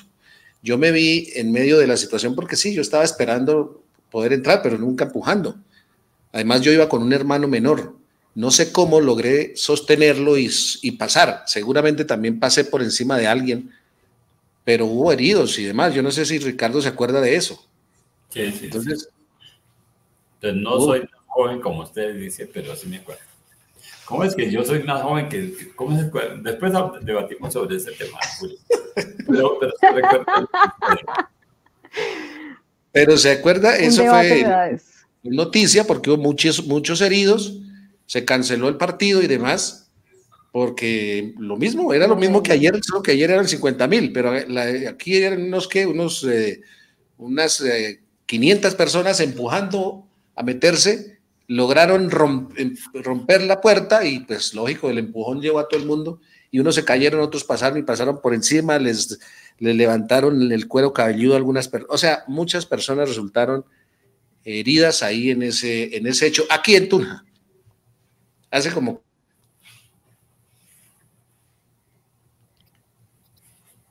Entonces somos así. No, pero somos así, no, o sea, no hay que defender que ese tipo de conductas están bien, Julio. Es decir, no somos así, pero es que es como dejamos la Plaza de Bolívar en las noches del aguinaldo o en cualquier evento que se organice, como nos pasamos el semáforo, como si el motociclista se mete por cualquier parte en Tunja, en Bogotá, en Paipa, en la carretera, bueno, donde sea. Cómo nos saltamos la fila del banco, cómo, o sea, en todas partes demostramos esa falta de civismo y esa falta de cultura ciudadana. Y entonces, no lo podemos defender por ningún motivo, ni lo que pasó en Estados Unidos, ni lo que pasa en nuestras ciudades, en nuestro entorno, porque definitivamente estamos equivocados, porque eso afecta pues el buen vivir, afecta la vida de otras personas. Creo que no podemos justificarlo de ninguna manera que ocurra. Advierto que yo no estoy justificando eso, para nada. Simplemente digo, pues es nuestro comportamiento y es un No, comportamiento yo tampoco. irracional, Sí. que es lástima que no se ha podido superar por la famosa viveza y malicia indígena, los vivos, somos los vivos. Entonces y el problema es que aplaudimos a los vivos. Miren, si ayer se hubiera el ejemplo que puso usted de los personajes aquellos que engañaban a las japonesitas poniéndolas a decir cochinadas y groserías y todos mostoqueados de la risa. Alguien de pronto dijo, oiga, espere. Se folcloriza. Sí, entonces alguien de pronto dijo, espere un segundo, eso no está bien. Y oiga, sí. Pero el resto es todo el mundo aplaudiéndole al señor que hizo Bueno, más que ese ejemplo, por ejemplo, en esa misma, bueno, no fue para ese mismo mundial, pero en esa misma época, Edwin Cardona en un partido amistoso contra Corea también les hizo ese gesto, un gesto ahí, pues les hizo un gesto riéndose de que ellos tienen los ojos rasgados. Ah, sí, señor. Mucha gente lo validó, entonces eso, si Edwin Cardona fuera un tronco no lo habrían validado, va más por ese lado, ¿sí me entiendes? Digamos que por eso, pues, yo no sé, difícil aparte porque si lo hacen algunos de nuestros, o sea, ojalá todos fueran como Falcao, pero pues Lo no. que pasa es que también se folcloriza desde que somos pequeños, entonces se tiende a normalizarse. Es como la mamá cuando le dice al niño, venga, vaya, hágase al ladito de la señora y para hacer la fila y métase ahí. Y entonces, como es algo que dicen que es pequeño, entonces ya pues no pasa nada, pero termina siendo parte de que se cometan estas cosas. Desde chiquitos esa es la cultura que lamentablemente se transmite. Sí, y todos hemos sido tramposos alguna vez, no hemos colado. O alguno de ustedes no se ha colado. Yo la verdad evito hacerlo. Que cuando era pequeña lo haya hecho, yo creo que sí, pero ahora no evito colarme, evito cuando hay un semáforo en rojo lo respeto. De hecho, eso hace parte de la burla acá en la casa, porque siempre que hay un semáforo en rojo peatonal, dicen, no, pero si no vienen carros, que no me importa.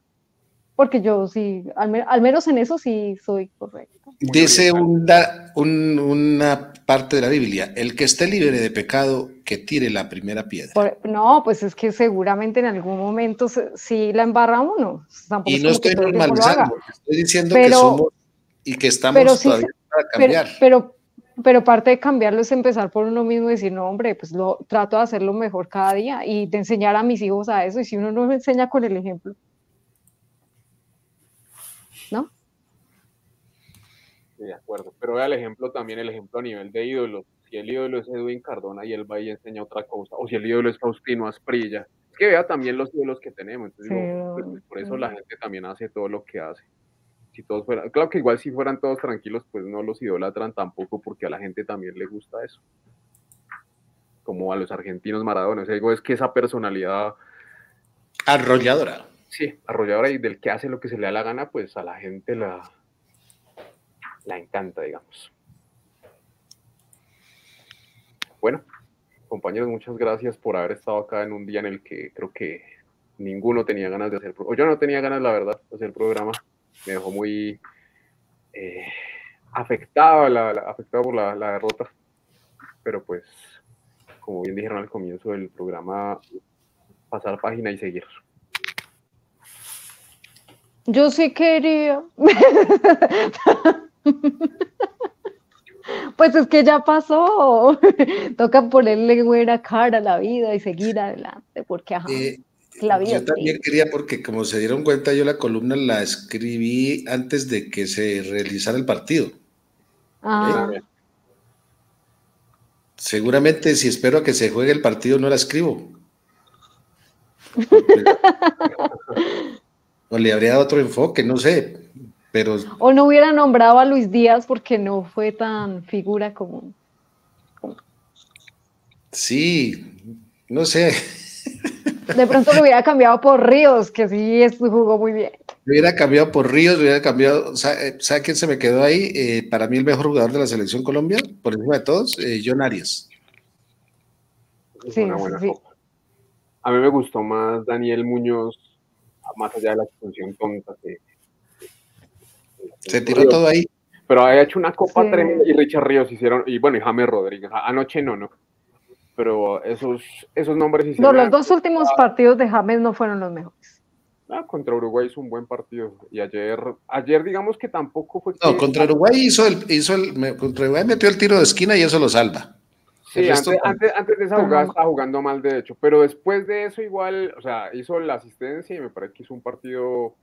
pues decente. Es que también el partido no se prestó para que él figurara porque lo sacaron y Colombia estaba con lo menos y le regaló la pelota a Uruguay. Y ayer me parece que hizo un partido decente. Lo que pasa es que me parece que todos estábamos pensando que estábamos jugando contra nadie y no, o sea, el rival también juega y el rival pues es el campeón del mundo, más allá de que le ayude. A mí me parece que no le ayudaron realmente, pero más allá de que le ayuden o no, ese es el campeón del mundo. Digo, no era tampoco tan fácil. La gente dice, no, que Luis Díaz, que no hizo nada. Digo, pues sí, pues al frente estaba Montiel, lo marcó bien, estuvo Molina en su momento, cuando entró por Montiel. Digo, pues no era tan fácil tampoco. Me parece que Colombia hizo un partido decente, aceptable. No es que Argentina lo haya pasado por arriba y lo haya humillado y que los colombianos se hayan asustado. Digo, hombre, lo perdió en el tiempo extra, cuando hay mucho cansancio en el cuerpo y cuando hay cansancio mental y cuando hay nervios. Me parece que fue dentro de lo normal. No, pero el medio campo estaba renovado, por el cansancio. Sí, pero los cambios fueron mal hechos y ellos también eso es otra cosa. Porque cansancio no. No, cansancio sí hay, si usted juega... Pero sí ve que poco a poco va cayendo en las realidades. Empieza, no, pero es que fue bien, pero es que tal. Va cayendo poco a poco en los puntos que los que nos dedicamos a hacer el análisis, pues sí, yo digo, el partido hay que analizarlo. Yo no me puedo quedar ahí, que qué buena victoria y que no, sí, muy buena presentación, pero el partido hay que analizarlo como partido. ¿Qué pasó en el partido que no demerita todo lo que ha hecho la selección?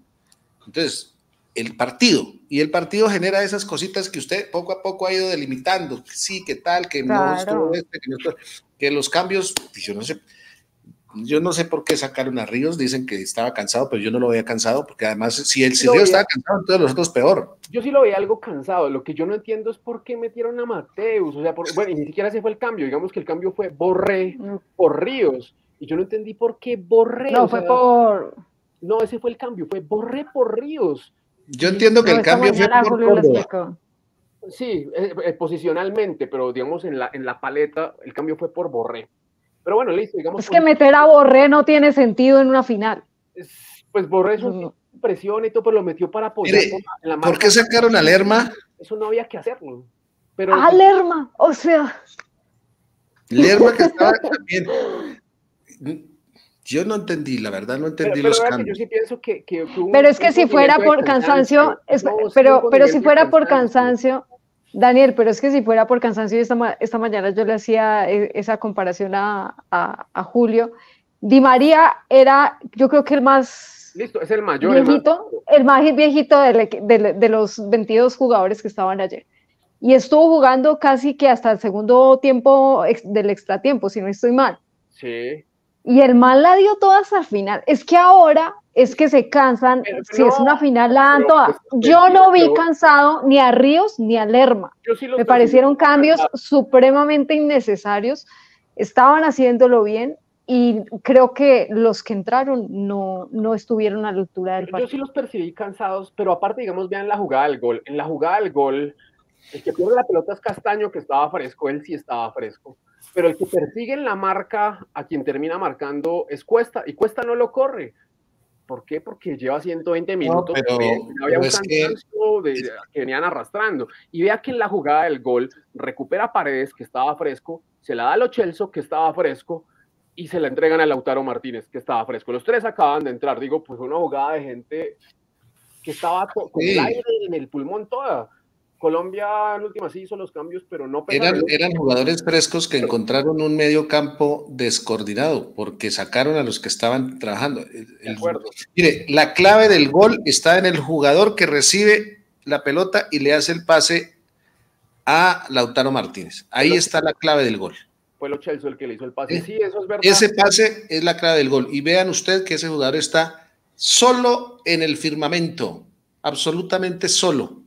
Porque Castaño lo deja solo. Es que, bueno, sí, digamos que tiene razón en muchas cosas. Yo digamos que yo coincido, los cambios estuvieron mal hechos, pero también darle palo a Lorenzo con el periódico el lunes debajo del brazo es fácil. A mí me parece que sí, la embarró. Yo no se lo di el lunes, yo se lo di anoche. Bueno, anoche cuando hizo el cambio yo dije, ¿y ese cambio qué? Sí, yo creo que más de la mitad del país le hizo ese mismo reclamo.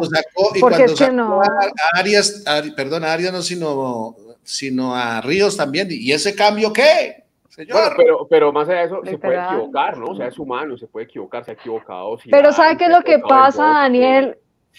Si usted tiene antecedentes de partidos en los que estos muchachos no funcionaron, ¿por qué en la final, papi?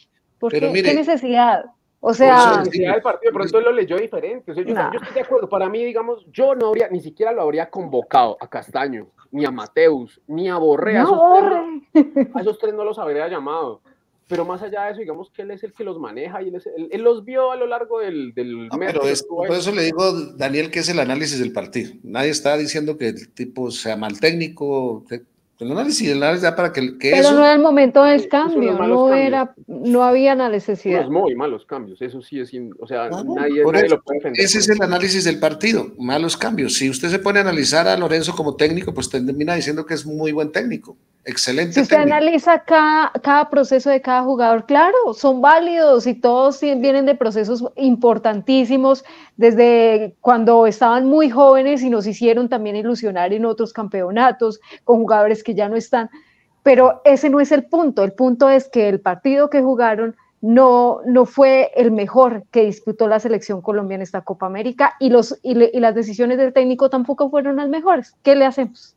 Sí, en cambio las de Scaloni, qué bien ese manejo a la selección argentina, con todo lo mal que está Argentina, con todo lo mal, porque Argentina sí tiene unos momentos pero el tipo supo manejar lo que tenía, y los cambios por eso dieron como resultado, porque supo en qué momento meter, a quién sacar, todo eso. Me pareció incluso los ritmos del partido, una Argentina mucho más mesurada en su primer tiempo, revisando cuál era el nivel de la selección Colombia, tanteando terreno también, por qué lado lo podía llegar y podía hacer el trabajo, y eso en últimas recayó en que fuera una selección no tan agotada como la colombiana en el extratiempo. Bueno, eso y otras cosas, ¿no? O sea, tampoco fue que fue el mal. Sí, obvio, otras cosas, pero tuvieron más días de descanso, por ejemplo. ¿No? Y el próximo lunes hablamos de la presentación de Karol G.